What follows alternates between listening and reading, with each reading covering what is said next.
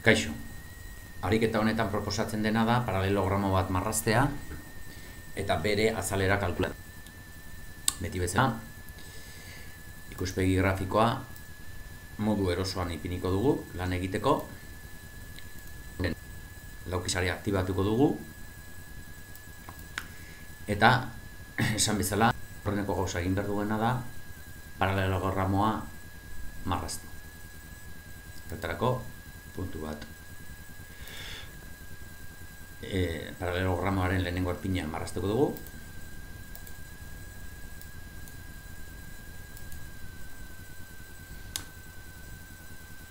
Koordenatuak diogu, kasu honetan bi koordenatuak.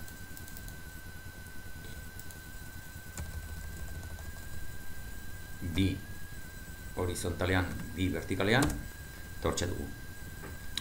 Hurrengo urratsa izango da paralelogramo marraztu, 7 zentimetrotakoa. Horretarako luzera finko duen zuzenki aukeratuko dugu.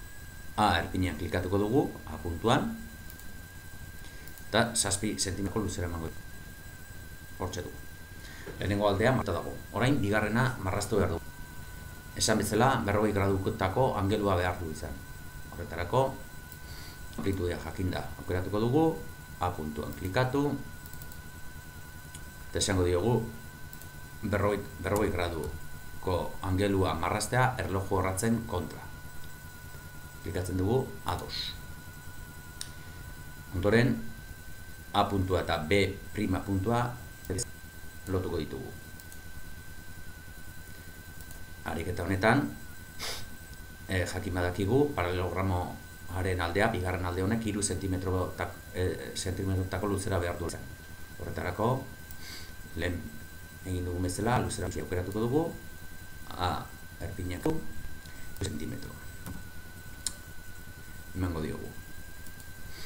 Ikusten duzutenez, A aldearen gainean marraztu du, eta egingo duguna izango da, hautatu eta mugituko dugu lerroaren gainera.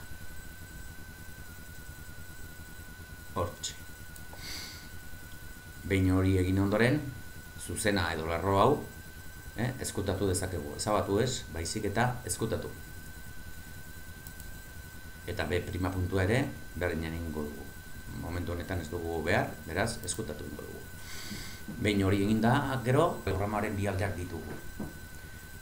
Hurrengo pausua izango dira, beste bi aldeak marraztea. Horretarako, zuzen paralelo aukeratuko dugu, eta esango dugu egitea A aldearen zuzen paraleloa C puntutik pasatzen dena. Klikatzen dugu A aldearen gainean, eta esango dugu C puntutik pasatzea. Ondoren,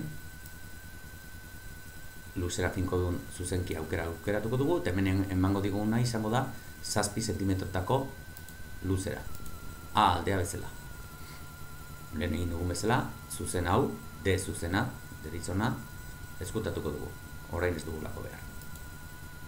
Eta bakarrik gelditzen zaiguna, E puntuak elkartzea izango dela zuzenki baten bitartez. Hortxe.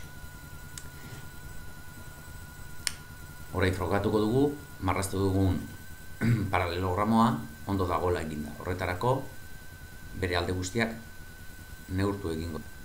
Horretarako, distantzia edo luzera aukeratuko dugu, eta jongo gara neurtzen. A, B ko distantzia, 7 zentimetro, eta C, D berdina behar du izan. Zuzenez, 7 zentimetro. Momentuz, dena ondo dikoa. Hemen 3 zentimetro, behar du AC aldearen distantzia edo luzera 3 zentimetro, eta B eta D baita ere 3 zentimetro. Ikusten duzuenez, ondo eraikita dago paralelogramoa. Ezkutatu egingo ditugu testuak, soberan ditugulako, eta hurrengo urratsa izango da, bere poligonoa sortzea. Konturatuko zinetenez, gu paralelogramoa naiz eta ikusi, GeoGebrak ulertzen du 4 zuzenki besterik ez ditugula, baina poligonoa ez du ikusten. Beraz, egingo dugu poligonoa eraiki. A puntuan, B puntuan, C puntuan eta A puntuan klikatuz. A puntuan, algebran, ezkerraldean, poligonoa agertuko zaigu, hemen bertan. Izena aldatzen diozute, eta deituko diogu paralelogramo.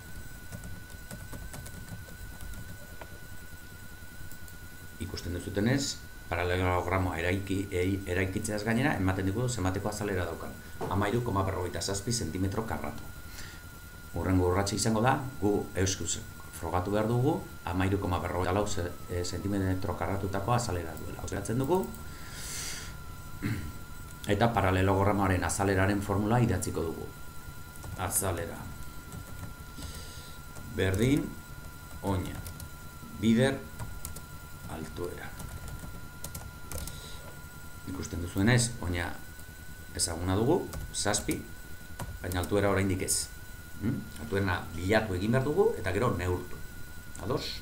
Horretarako egingo duguna da, irukiarekin egin genuen bezala, zuzat perpendikular bat bota, C puntutik pasatzen dena, aldearekiko.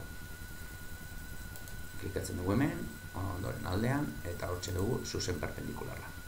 Ondoren egin behar duguna da, ebakidura puntu bat du, bi marra hauek, bi lerro hauek, bi zuzen hauek urutzetzen diren puntu horretatxe. Eta hori izango da, C eta E arteko distantzia, paralelogramo honen altuera. Behin hori jakin ondoren, kalkulatu dezakegu paralelogramo honen azalera. Beraz, guazen kalkulatzera bere altuera. Distantzia edo luzera, C puntutik E puntura doana. 1,82. Orduan, ja, altuera jakin da, biderketa hori egitea besterik ez zaigu geratzen. Bider 1,82. Kalkulagailu hartuko dugu,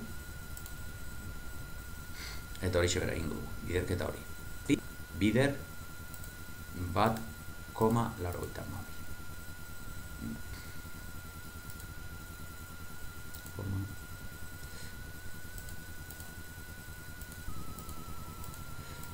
Ikusten duzuen moduan, azalera ematen digu 13,4.